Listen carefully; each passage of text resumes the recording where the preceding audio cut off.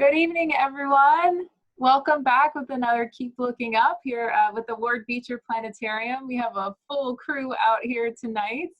I'm Tiffany Woolbrick, the Planetarium lecturer. We have our Planetarium director, Dr. Patrick Durrell. Good evening.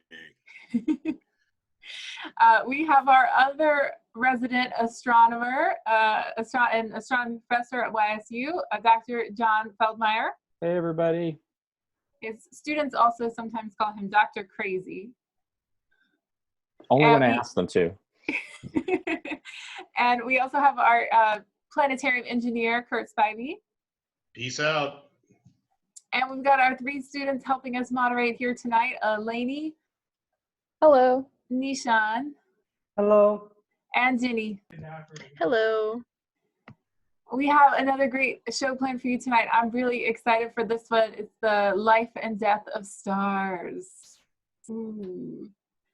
Stars' lives are very interesting and aren't always. It doesn't always happen the same way. The stars then we turn it over to Kurt, who will talk a little bit about a star's life cycle. And then we will end with Dr. Feldmeyer speaking on planetary nebulas. If you don't know what that is, great, because he's going to tell you all about it. Okay, a few housekeeping things. In the news, we want to keep you up to date. An historic launch is going to happen here in the U.S. in 4 short days on May 27th. We're going to have astronauts launched off of the U.S. soil and into space, and they will dock with the International Space Station. And this is important because NASA stopped its shuttle mission back in 2011, and I think 2010 was the last time that we've had humans launched off of the Earth from the U.S. in 10 years. And so we've been paying Russia to launch our astronauts, and now we don't have to do that because we're we're working with SpaceX, a private company, or NASA's working with SpaceX to launch our astronauts to the International Space Station from the US. And you can watch that live. It'll be everywhere. Just Google it. It's going to be great. But let's go ahead and get started. You guys ready? Okay, I'm going to share my screen, and then Pat, you can take over. Great.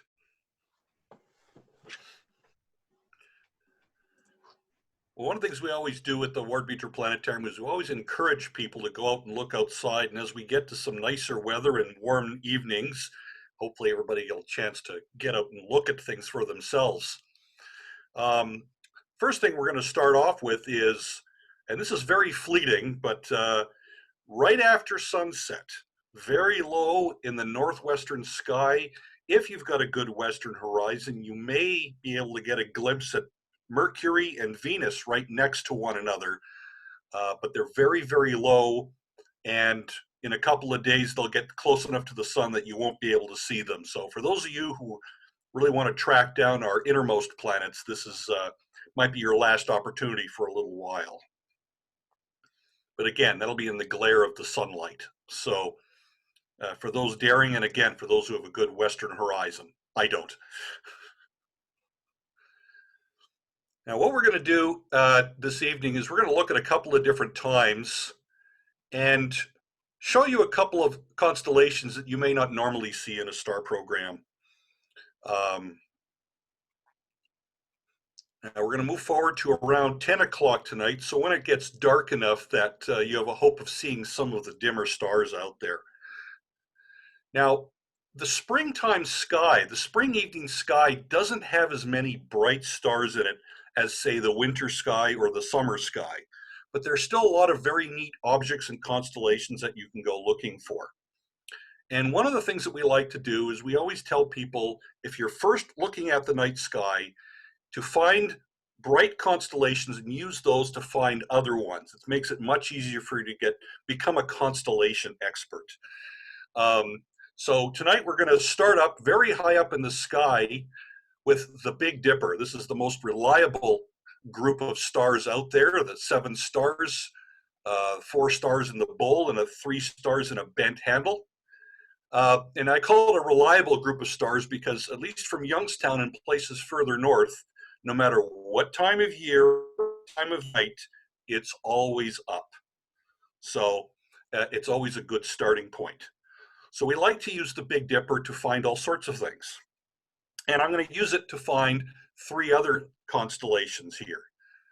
First thing we're going to do is we're going to take the bent handle of the Big Dipper and curve down and arc towards one of the brightest stars in the nighttime sky called Arcturus. Arcturus is an orange star, and on a dark night you may even see a hint of that if you want to see some colors of stars for yourself. It's an orange giant star, and as such, it's one of the brightest stars that you can see in the springtime. Now, Arcturus itself is part of a larger constellation called Boötes the Herdsman. People say, well, how do you get a herdsman out of that? And the answer is, I don't really know. I usually look at it like an ice cream cone as being shown here. So it's more appropriate for those of you who are big fans of Handel's ice cream. I know I certainly am. So Arcturus is the bottom of the ice cream cone, and you get a chance to see this group of stars as well. Now, one thing we can do is we can go further on. We can go from the Big Dipper, we arc down to Arcturus, and then spike down to another bright star, Spica. Spica is the brightest star in the constellation of Virgo. Okay, even if you don't know all 88 constellations, you've probably heard of 12, and this is probably one of the ones you've at least heard of. And Spica itself is a bluish-white star located a few hundred years away. It's a very massive star, and it's probably one of the closest stars that eventually, sometime in the distant future, will go supernovae. But don't worry, it's not going to happen today or tomorrow, probably. Now, Spica is not the end of the story. One thing I always like to do is point out extra constellations. And one of my favorite little constellations, we just have to go a little further, so we're going to curve from Spica to Corvus. Now, Corvus is not a bright constellation. It doesn't have any bright named stars in it like Arcturus or Spica. But Corvus has got these 4 stars in a specific pattern. A long time ago, when I started looking at the night sky myself, I got so used to seeing this pattern. It's one of the constellations that stands out for me in the spring sky when there aren't that many other constellations to look at. So it's one of these what I call value-added constellations. Like I said, there's no bright stars in it, but once you find this pattern, you'll find it very easy to find from here on out. So it's very prominent on a nice May evening. Now, those are just some of the stars and constellations of the springtime sky. Okay, what we're going to do now is we're going to move forward a few hours. And everybody's thinking nice, warm thoughts, so we're going to take a look at the stars of summertime. So what we're going to do is we're going to set the sky up to look about what it would look like at 2 o'clock this morning if you're talking about the end of May, but a nice summer evening as we get into June and July, where there's a lot of things going on. Okay, the summer sky has a lot of bright stars in it. And it's just great. Like I said, warm nights, get out there and see all sorts of wonderful things, and we'll point out some of them here. Now, the first stars that you would see on a summer's night are very high up in the sky in the summertime, and what we call the summer triangle. It's 3 very bright stars that are part of 3 different constellations. It's an upside-down triangle, and again, even if you live in an area where the skies aren't really dark, you can't mistake it. Now, the 3 stars of the summer triangle, the top left star is called Deneb, which is the back end of Cygnus the Swan, or the Northern Cross. Okay, people use both names for it, and it's one of the better constellations. If you want to look at something that looks like what it's supposed to, you can actually see the figure of a swan out of that. To its right is the brightest star of a summer sky, which is Vega. Whitish star Vega, which is part of a small little constellation called Lyra the Harp. And Lyra itself is not a really impressive constellation, but it does have the really bright star Vega in it. And then we drop down to the bottom star of the triangle, which is Altair, which is the brightest star in Aquila, the eagle.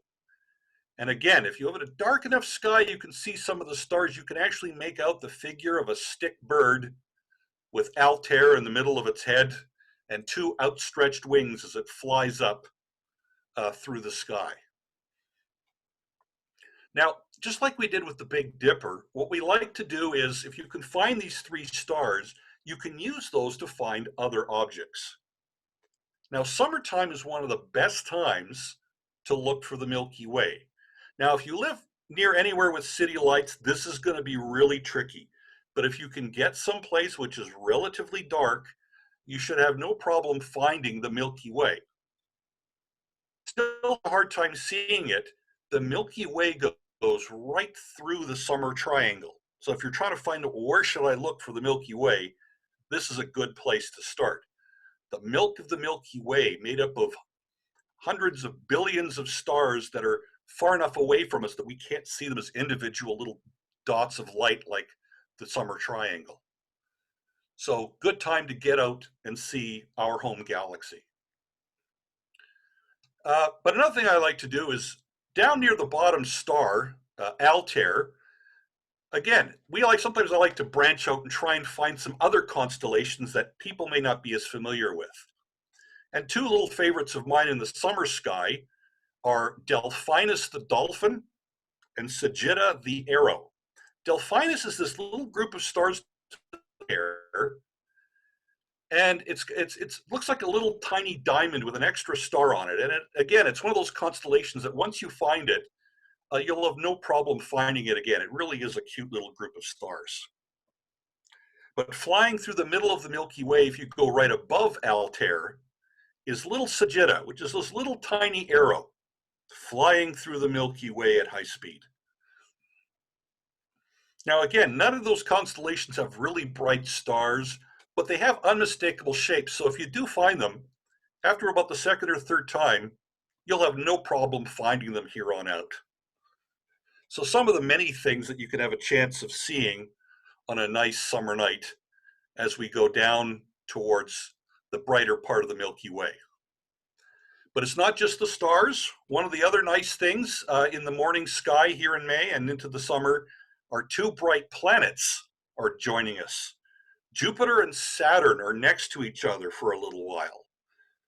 And with the naked eye, they look like two brightish yellowish stars. But if you do have access to a small telescope, you'll be able to see the cloud belts of Jupiter and the rings of Saturn very easily. Now, the final thing is actually something special for tonight's program. Vega is home to the little constellation of Lyra, but it's also home to the most accessible object that we call a planetary nebula. If we zoom in on Lyra, the constellation, well, I'm not going to try and get a harp out of this. To me, Lyra just looks like a little triangle with Vega as part of it, and this little parallelogram hanging off of it. And this is for those of you who may have a small telescope or a dark sky. You can't see this with the naked eye. But in between the two bottom stars of the parallelogram is the brightest planetary nebula in the sky, which is called the Ring Nebula. And it's a beautiful example of an object that my colleague, Dr. John Feldmeyer, will talk about in a few minutes. The final resting spot for a star in its final stages. And the Ring Nebula is visible to people with small telescopes in a dark sky. It looks like a faint greenish donut if you get a chance to see it. So, and like I said, it's easy to find because of its location in Lyra. So hopefully some of these ideas are things that will, again, we hope to get people out into the night sky to make it your own experience and to look for some of these things. And at some point, we hope to hear back from some of you. Maybe you, sometime in the summer, you'll see some of these things. And again, make it your own experience as you explore the night sky. So with that, I'll take any questions, if any. If not, I'll hand it over to Mr. Kurt Spivey himself. Thank you, Pat. That was wonderful. Students, do we have any questions so far? Yes, we do have a question. Matthew wants to know, will SpaceX be the first non-government entity to launch humans in space? Will SpaceX be the first non-government entity to launch humans into space? I believe so. Yes, I think part of what makes that launch in 4 days historic. Not only that it's the first time in 10 years that we're launching astronauts off of US soil, but also that it's the first time a private company is launching astronauts into space. That's right, guys, yeah. Right? Yeah, well, Virgin Galactic. As far as putting them in orbit, yes. I mean, there was the Virgin spacecraft and stuff, and getting people up to 60,000 feet. Yes. And the guy who got up there and jumped off, remember the, you know, that kind of thing. So, I mean, technically that's putting people into space, but that's a little bit different than launching astronauts, you know, towards the International Space Station. So. And docking with the International Space Station. And so docking with, yeah. So SpaceX has the Falcon rocket, and or maybe it's the Falcon Heavy. I can't remember which one they're using. The regular Falcon. So the regular Falcon, and then the capsule is the Dragon, and the Dragon actually, so Falcon launches it into space, which by the way has to return to Earth and land safely, so they can reuse rockets. What? But then Dragon continues on and then actually docks with the International Space Station. It's something that SpaceX has been doing for years with cargo, but this is the first time they're doing it with humans. So kind of exciting. Great question. Are there any others?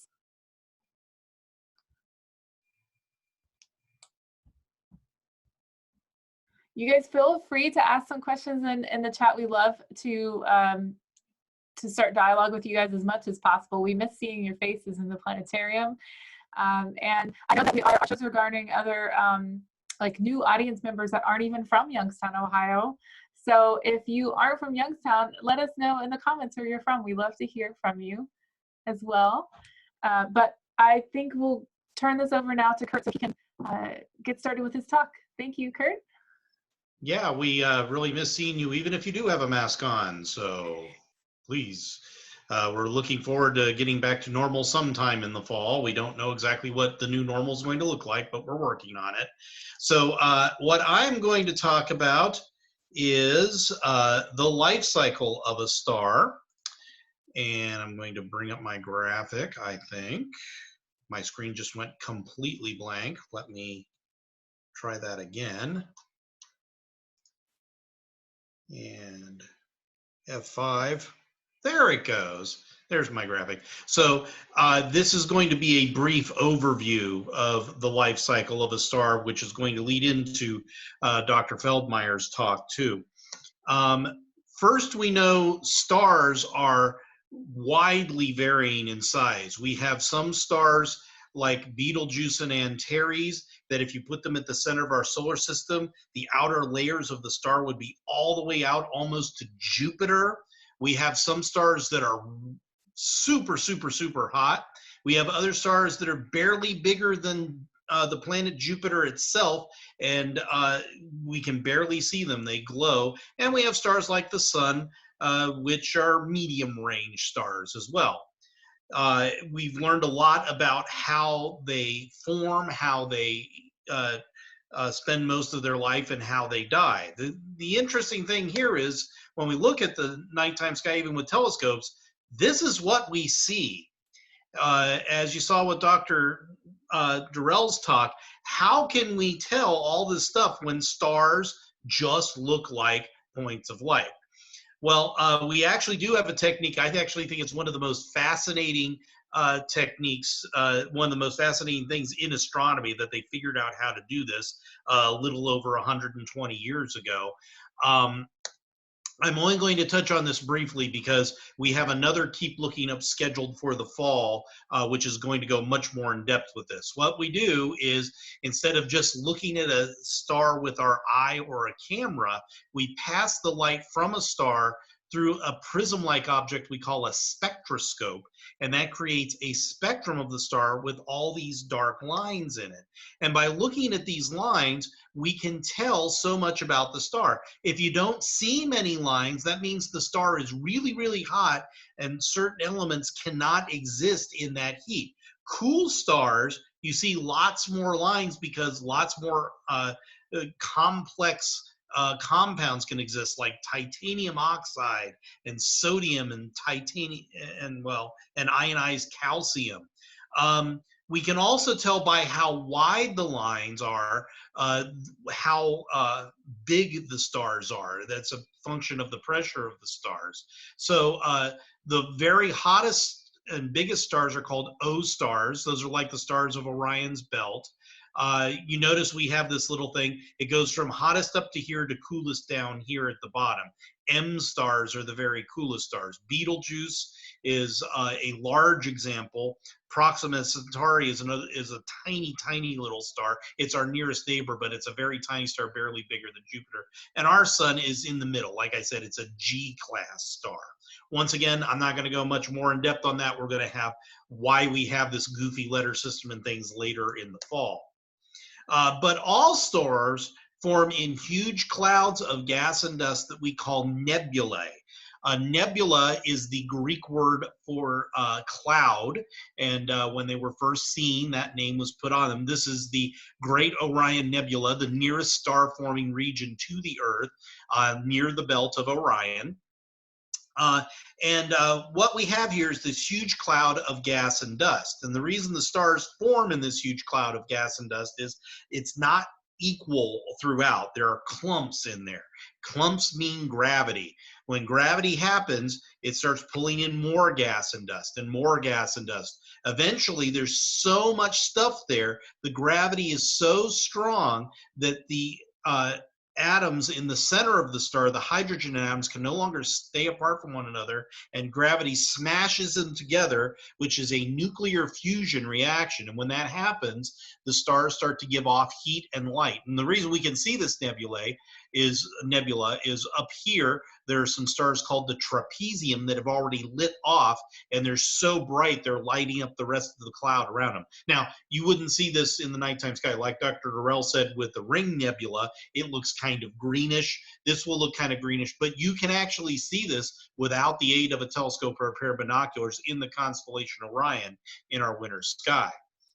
So after a star forms, it spends most of its life in something we call the main sequence. And what that is hydrogen is being smashed in the core to make helium. We can tell the age of a star by the portions of hydrogen to helium. We know it has this much hydrogen left to burn, and it's made this much helium. By how much helium's there, we know how old the star is. By how much hydrogen it has left, we know how much longer it has to go. So a star spends most of its life as a constant battle. Gravity is pushing in, and radiation pressure from that nuclear fusion reaction is pushing out. And it reaches a thing we call hydrostatic equilibrium, which means it holds a round shape. So that's why stars, and needless to say all planets, are round, is hydrostatic equilibrium due to gravity. In this case, it's this battle that's going on. That's the important thing here.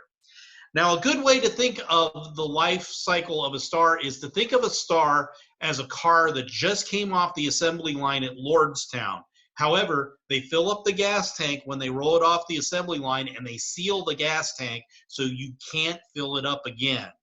Now, when that happens, this gives you a pretty good idea of how each of these stars will live. The very smallest stars, like Proxima Centauri, the red dwarf stars, they're just a little bit bigger than the planet Jupiter. And so they're kind of like the Toyota Priuses of the star world. They get excellent gas mileage. So as you look here, the red dwarf spends most of its life in this main sequence phase. As a matter of fact, we know of some red dwarf stars that are on the order of the age of the universe. They last billions and billions and billions of years before they run out of fuel. When they do, they just puff up a little bit.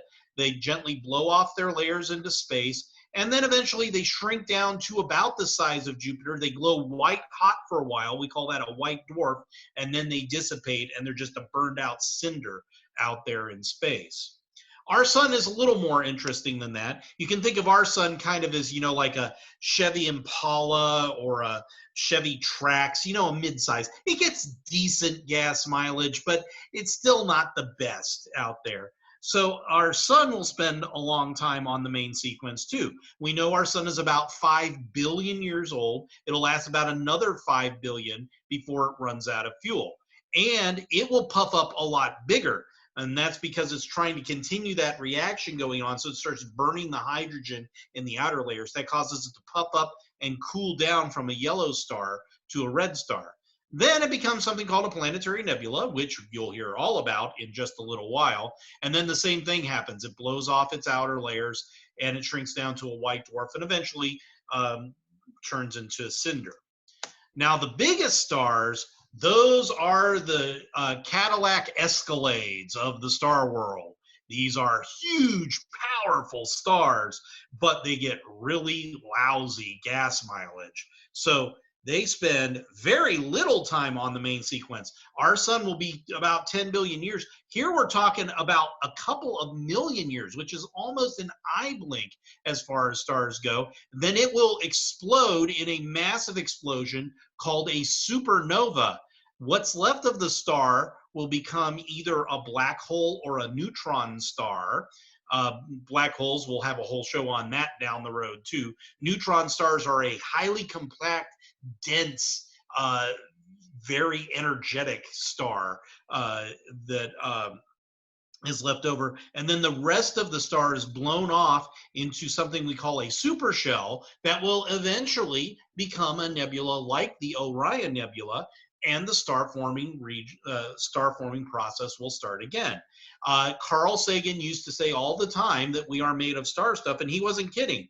All the stuff besides hydrogen and helium that were made inside one of these giant stars at some point, and those elements seeded the cloud that our own sun came from. The carbon, the nitrogen, the oxygen, all that stuff was inside of another star at some point and seeded our clouds to make it where we are now.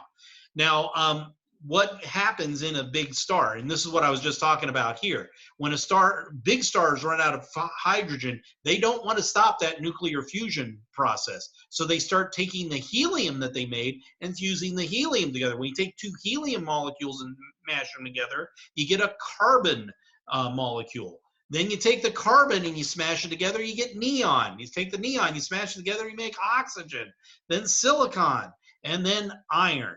Now, the problem is you can't take iron molecules and smash them together and get a nuclear fusion reaction. It takes way too much energy.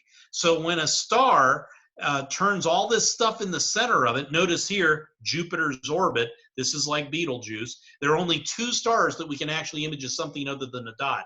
And those are two supergiant stars, Antares in the summer sky and Betelgeuse in the winter sky. They're both in this phase.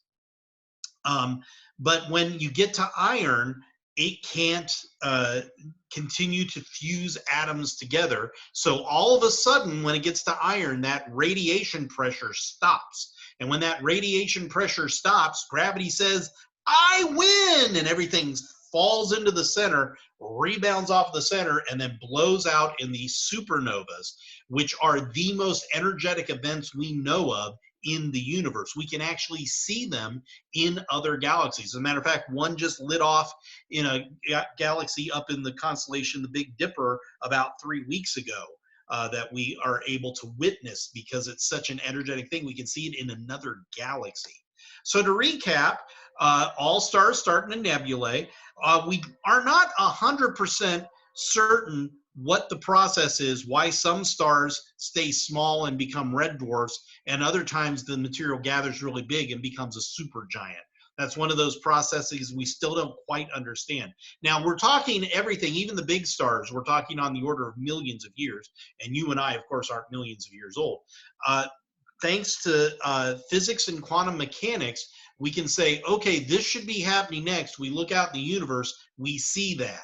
And this is an example of this, this, and this. And we can see each one of these phases that you see on this chart someplace in our immediate vicinity. So we're pretty sure of the life cycle of the star based on what we know with quantum mechanics and what we can observe in the universe. So that's it for the life cycle of the star. If anybody has any questions about that, like I said, I kept the spectroscopy stuff kind of on the simple side today, because we're going to be doing an entire show about the fascinating way that came to be the basis of a lot of astronomy. So if anybody has any questions, I'll be happy to answer those.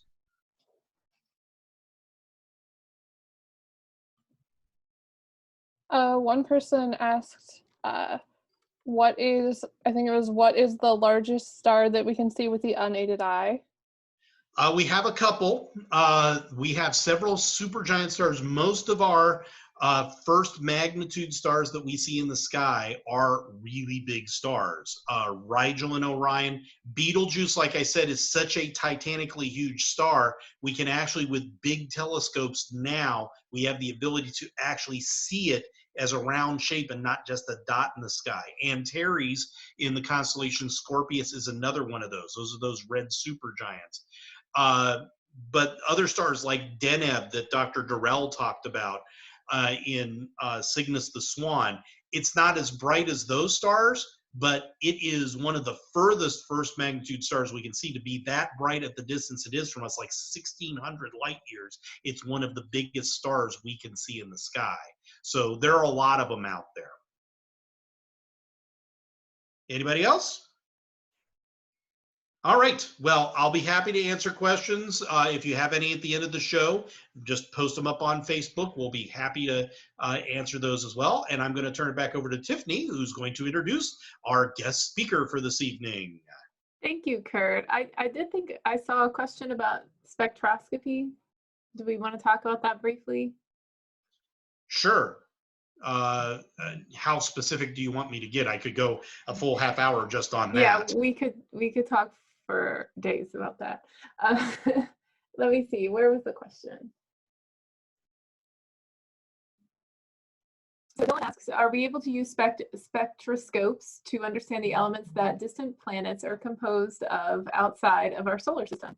Or absolutely, is there that is one of the techniques we are going to use to determine atmospheres of planets. We were talking last week about exoplanets.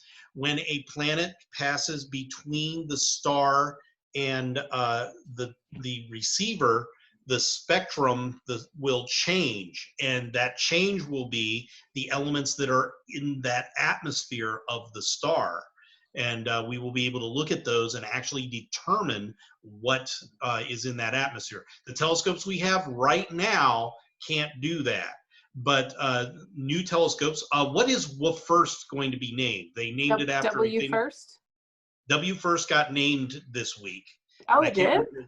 Yes, I thought it was after a very famous female astronomer who was responsible for the Hubble Space Telescope. Oh, wow. Oh, the mother, they call her like the mother of Hubble. I did see that. Yeah, it's Nancy Nancy Roman, yeah. Nancy Roman. It's going to be the Roman telescope now, and it will be able to determine planetary atmospheres when it goes up. So will the JWST, the James Webb Space Telescope. So we're really close to getting to that point. There was one more question if we have time. Yes. Also. Yes. Sorry, I didn't mean to interrupt. Dylan asks, of these different categories of stars, are there any that are more or less likely to have planets orbiting them? That's a great question. That is a very great question. Actually, stars on the size of Earth and smaller stars that live longer are much more likely. The supergiant stars live for such a short amount of time. In many cases, the planets don't have a chance to form. The planets form out of leftover material in the nebulae that clumps up around the star. So big stars don't really live long enough for that process to really get going that well. You got to have smaller stars to make that happen. So our average sized star, our sun, is a great candidate, that star type. And the smaller red dwarfs do as well. Proxima Centauri has planets around it. I'm not really sure the probability of planets around certain types of stars, but I would point out that we have a great show on our website called The Little Star That Could, that I'm not going to quote the line, but I've heard it a million times about an average star being special. yeah. So if you want to explain star types to a first grader or second grader, or even yourself, it's a great show. It's a good family show. It is I can do available all on the our voices. I've website heard it so right many now. times. It's a classic in the planetarium world. Yes. All right. Well, I will thank you guys for the wonderful questions. Keep them coming. And but we're going to turn this over now to Dr. John Blair. Hi, everybody. All right, so let's see if the magic works today. You never know. Tiffany, can you just tell me if you see my screen? I see it. Yes. Okay, great. Okay, so I get to talk about something fun in astronomy that I've worked with a lot of other people for many years, and that's planetary nebulae. And although I will tell you, I'm normally a galaxy person, that's what I do most of the time, planetary nebulae are basically the prettiest things in astrophysics, as this picture shows. These are pictures of many, many different planetary nebulae in our Milky Way galaxy. Almost all these pictures were taken with the Hubble Space Telescope, so that's why they are so vivid. But they show one thing about them. They're extremely pretty, and they're very colorful. And I sort of think of them as like flowers because they're pretty and colorful, but also because most flowers that they have a period where they bloom and they're a flower for a while, and then of course eventually they go away. So they're sort of temporary. And the first thing I want to tell you about a planetary nebula is that it's a very short period in a star's life, towards the end of a star's life. In fact, if you take a star like the sun and you shrink its time so it's like a week. So imagine that the sun only lived for a week, which it doesn't. But if we shrunk it to that time, the time that it would spend in the planetary nebula phase would be like 6 seconds. So it's a very, very short period. Now, in human terms, most planetary nebulae are around for about 10,000 to 30,000 years. So in our lifetime, they're very long. But for a star's life, it's just this very, very short period. And the other thing I need to say is, as Kurt mentioned, like there are many ways that stars die. Some become black holes, some blow up as supernovae. But actually, most stars in our Milky Way galaxy and in other galaxies, they go through this planetary nebula phase. This is actually one of the most common ways that stars die. Okay, but there's a problem right away, and astronomers only have themselves to blame for it, because the second you hear the name, it's very natural to ask, well, what does this have to do with planets?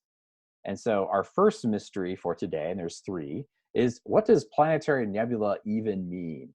So the first thing you need to know is that astronomers abbreviate planetary nebula with PN, so I might slip up and say that. That's just because it's faster than saying planetary nebula. So let's break that down, because this is naturally confusing. So first off, what's a nebula? Nebula is just the word for cloud in Latin. So if you want to sound sophisticated and scientific, you put it in Latin. All scientists know this trick. And nebulae, which is just adding an E, just means more than one nebula. So there are other types of nebula or nebulae in astronomy. There are about 6 or 7 of them, and planetary nebula is just one type. So the next thing is, why planetary?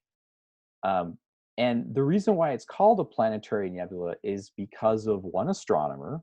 His name was William Herschel, and in 1782, or in the 1770s, he discovered this object.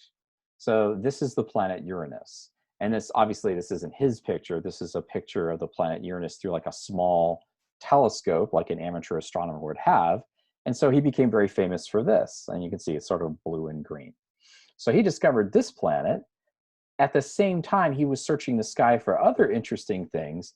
and he found objects that look like this.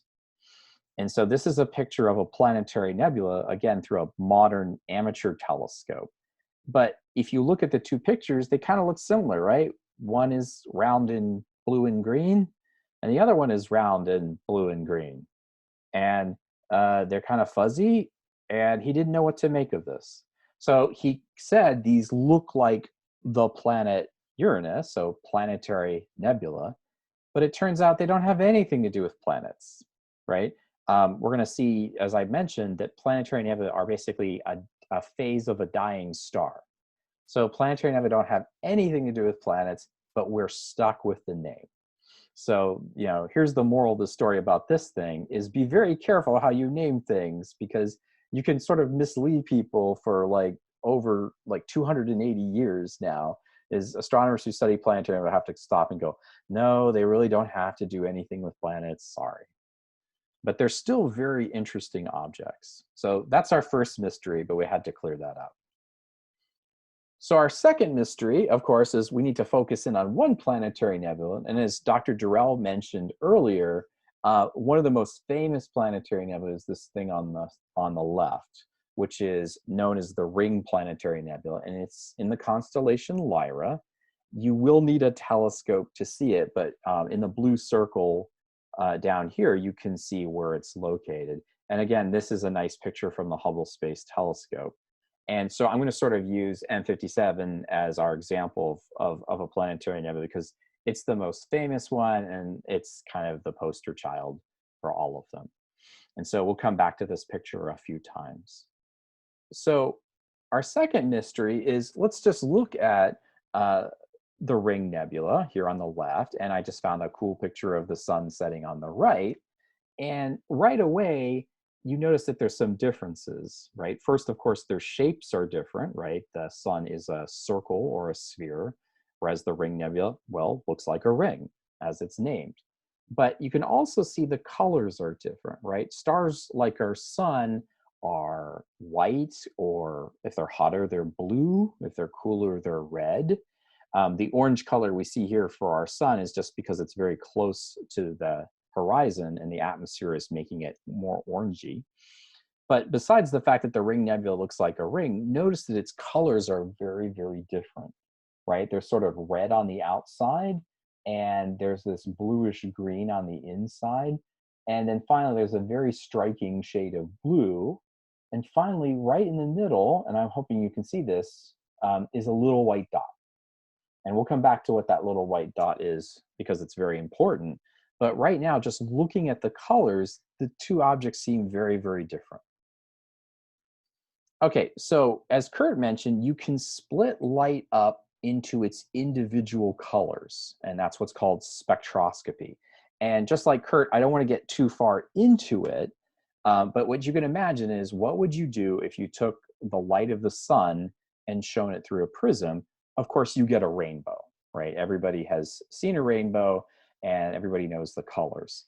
And the picture down here is actually what the sun looks like basically through a super prism.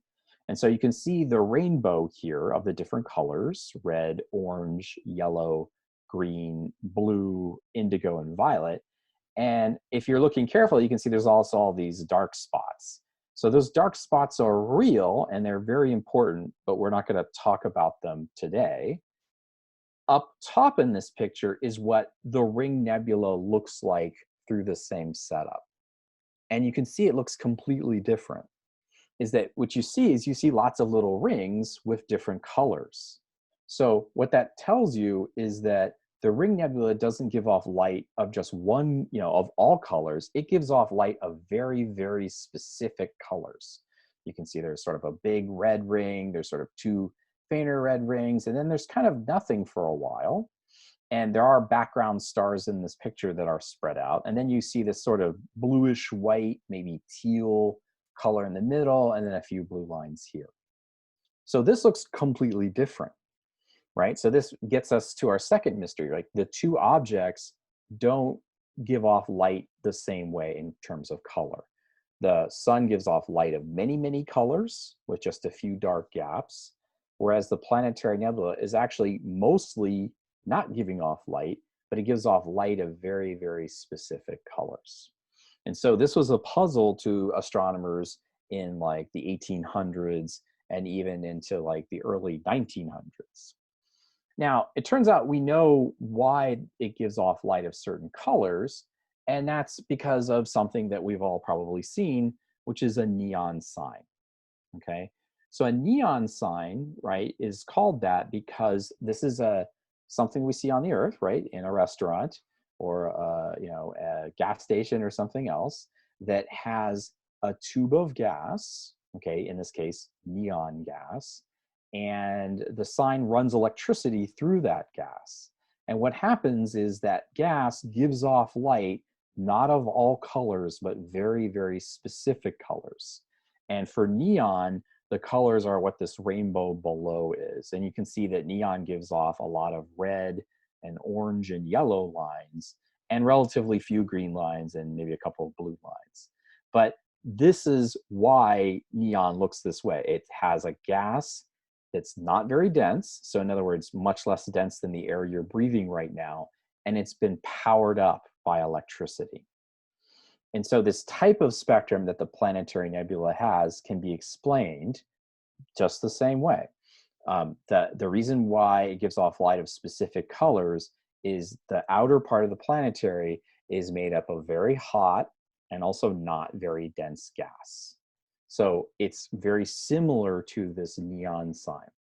And because our sun is not this way, our sun is very hot, but is actually pretty dense, the two spectra look different. Okay, so that's kind of half of the puzzle.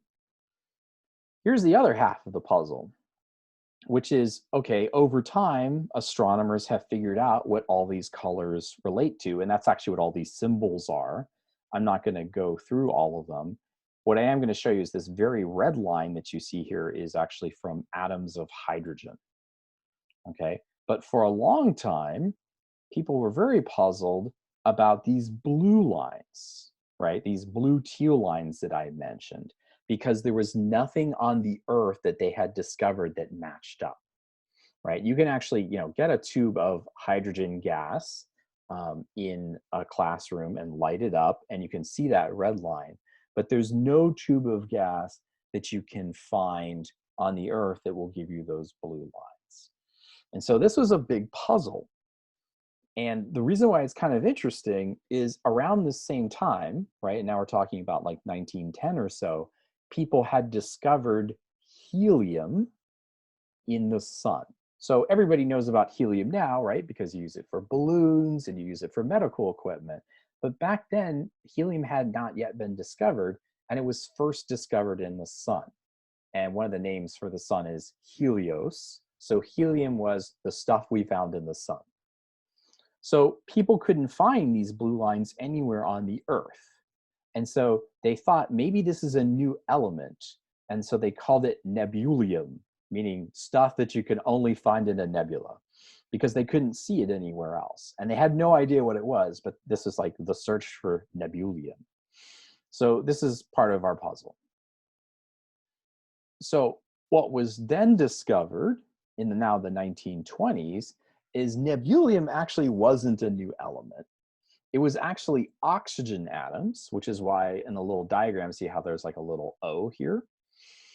But what was special about this oxygen is it was ionized.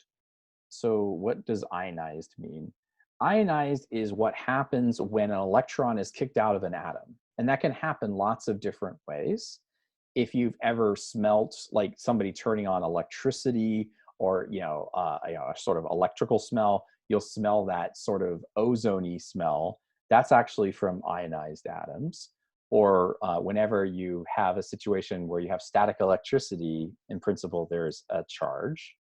So this is actually oxygen that has been ionized not one time, but 2 times. So that's pretty weird just by itself. And so what that is, the reason why we don't see this on the Earth is that doesn't happen in the Earth. It doesn't, you don't have the situation where a gas is very hot and not very dense and ionized 2 times. Okay, so that's really wild, right? It took a long time to figure this out, but people basically found out this condition doesn't happen on the Earth, at least not in a chemistry or physics lab or anywhere else. And so these lines are actually pretty ordinary, but they must come from some weird situation. So that solved that mystery, but it opened up yet another mystery, is how hot does the gas have to be to make these lines, right? Because I said it's very hot. So you might say, well, how hot is that? And when you do the numbers, you find out the temperature of this gas must be 10,000 degrees. That's twice as hot as the surface of the sun. So that's kind of unusual, right? The gas is extremely hot, and what's making it this hot, right? What's causing it to be this hot? And that leads to our kind of third and final mystery, which is what powers this gas, right? I said the gas gets hot.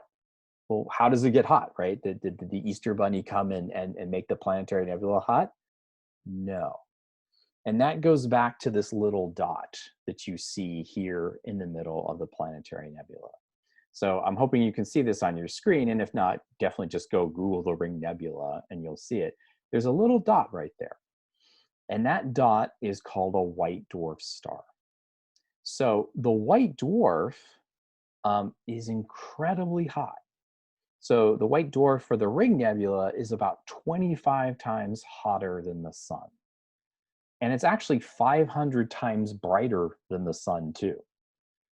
And you naturally say, but it doesn't look that bright here. And I say, you're right, because this is a picture of the star in visible light, the light that we see with our eyes. This little star is so hot that most of its light comes off in ultraviolet light. That ultraviolet light isn't seen in this picture. It's basically too blue for the camera to see. And it's actually all of this ultraviolet light from this little star, which is about the size of the Earth and is actually the core of the star after it's died, that's lighting up all of this gas. So it is actually the core of the star as it comes apart that lights up the gas as it's leaving. And so now with all of that, we can put it together with this picture, which is actually a lot like the one that Kurt just said. So I know this looks scarier, but I wanted to show you all of it together.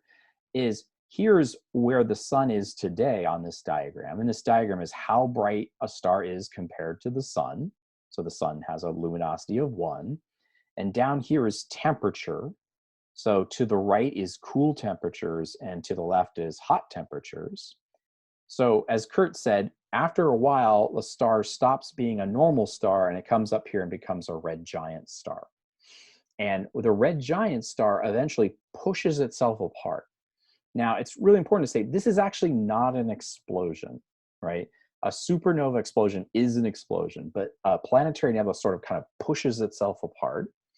And then very quickly, it comes over to this part of the diagram where the little core of the star, which used to be the inner part of the star, is now exposed to space. And so it's extremely hot. And the shell, the ring in the Ring Nebula, is actually a part of the star now being pushed away. And so this is the basic picture for what a planetary nebula is. It's this very kind of short-lived period in a star's life. Eventually, of course, that shell of gas goes back out into space and becomes available to the next group of stars, right? We are made of star stuff. The central piece, the white dwarf, doesn't blow up or anything. It actually cools off, and in fact cools off, as far as we can tell, for all time. And it will just steadily get cooler and cooler until it disappears. So planetary nebulae are fascinating. I could spend, I don't know, a few hours telling you more, but there's some cool mysteries that I wanted to share with you first, and I am very happy to answer people's questions. So Dylan asks, if we were at the right distance to see nebulae with the naked eye, would we see the same colors that are pictured in the photographs? Or do we fill in the colors based on wavelengths, or are they false color images? So that particular image that I showed you of the ring is not a false colored image. You would generally, because these lines that I showed you are in the optical part of the spectrum, you would see the colors right. But what tends to happen in a small telescope, and why I showed you the Hubble picture, is the light gets spread out from, it's spread out over a large space. And so it would look much fainter to us. And so planetary nebulae through like a small amateur telescope tend to be kind of whitish green, and they would not look as vivid in color. So it looked kind of a faded version of what you saw. But in this particular case, there's no false color.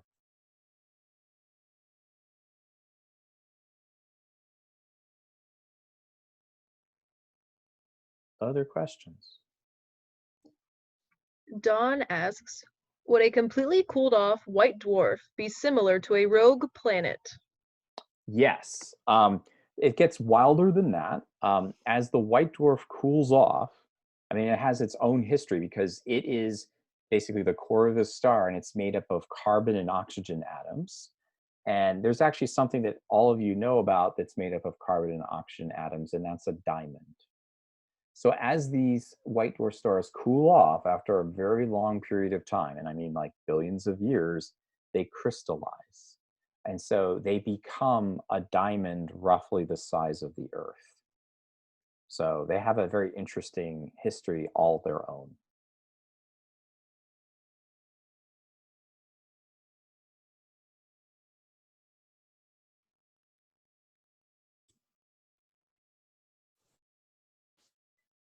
That's really cool. So there's one question almost everybody asks about planetaries, except do they have anything to do with planets, that I wanted to say, is people ask, does the sun become a planetary nebula? And the answer is, we've argued about this for like 20 years in planetary nebula science, because some people think the sun actually won't make a planetary nebula, and some think it will. And one of my good colleagues, whose name is George Jacobi, is a very famous planetary nebula, he thinks it won't. And some other friends of mine who are planetary nebula sons think it will. So I'm neutral about that. The reason why it's so complicated is it has to do with how much the sun is going to lose its mass as it becomes a red giant. And so I don't have an opinion because I like to keep my friends. But you can find news reports about this if you look it up. Will the sun become a planetary nebula or not? And in either case, I like to mention this and be very clear that the sun will swell and it will extend well beyond Earth's orbit, and that won't be great for us, but it's in 4 billion years. Yes, there are many other things we could worry about before that. Yeah. There's a lot of other stuff to worry about. So don't worry about this. Our sun's, the end of our sun's life. It's quite a ways away. Is there time for one more question? Absolutely. All right. James asks, does the shape of the nebula determine the size of the star? Ooh, that's a really good question. So here's the little secret, and I'm gonna go back to my pretty picture. So I'm gonna steal the screen back from you, Tiffany, if that's okay. Absolutely. Yeah, let me do it. So I think you noticed, everybody, that there's this huge diversity in the shapes of planetary nebulae, right? I picked the ring because it's the famous one, but you can see there are some like hourglasses, and there's some that have what's called symmetry. You can see, like, for example, sort of to the center of this image to the right is a famous one called the cat's eye, where you can see different shapes. What actually makes planetary nebulae have their different shapes is not well understood, meaning that we have lots of ideas about why some planetaries kind of look like rings and some don't. But we're not known for sure. So the shape probably has to do with a couple of different things, like did the system have another star with it or not, or other things. But there's about 10 or 20 different ideas about why planetary nebulae have different shapes. So, and if I could figure that out, I'd be very famous in that field. But lots of people are trying to figure that one out.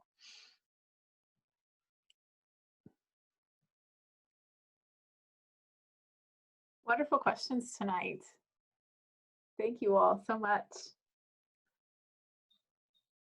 Well, if you guys have any last minute questions, feel free to ask, but I will give you guys our sort of wrap up here.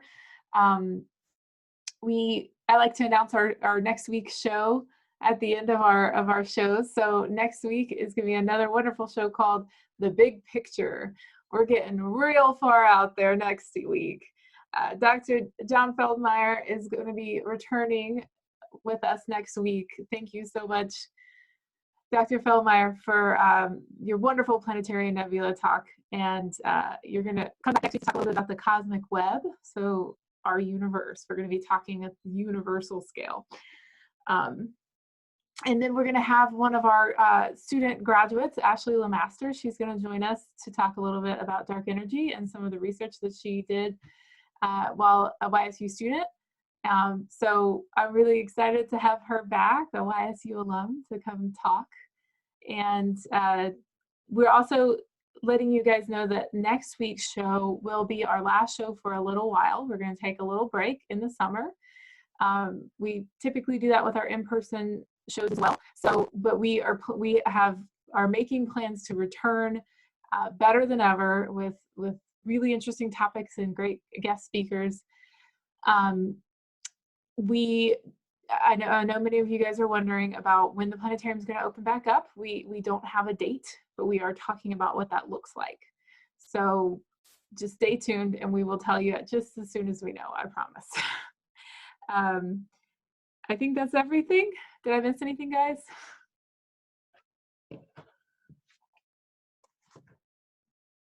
Thank you all so much for joining us today. And remember, keep looking up.